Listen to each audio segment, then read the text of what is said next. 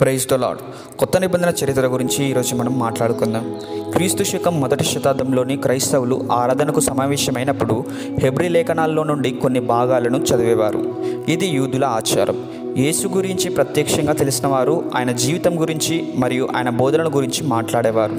అయితే రెండవ తరం క్రైస్తవుల కొరకు మరియు భావితరాలకు లిఖితపూర్వమైన లేఖన పత్రికలు అనువరించబడ్డాయి. అపోస్తలులు, శిష్యులు సువార్తలను, తాము జరిగించిన కార్యాలను మరియు ఇతర పత్రికలను రాయడం ప్రారంభించారు.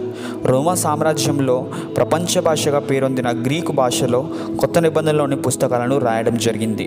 వీటిని క్రీస్తు శకం 45 నుండి 95 మధ్యలో కాలంలో రాశారు. ఇవి ఒకరి దగ్గర నుండి మరొకరికి అందేవి. వీటిని ఏక పుస్తకంగానో లేక పత్రికగానో చదువుకునేవారు.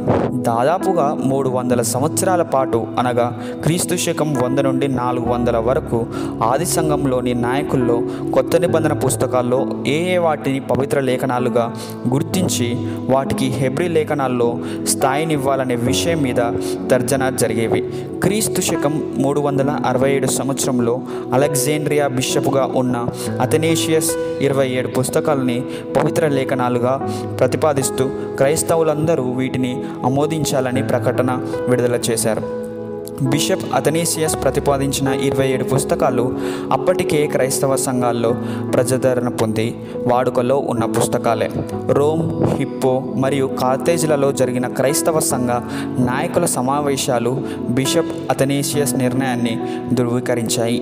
ఈ 27 పుస్తకాలనే నేడు మనం కొత్త నిబంధన అని పిలుస్తున్నాం.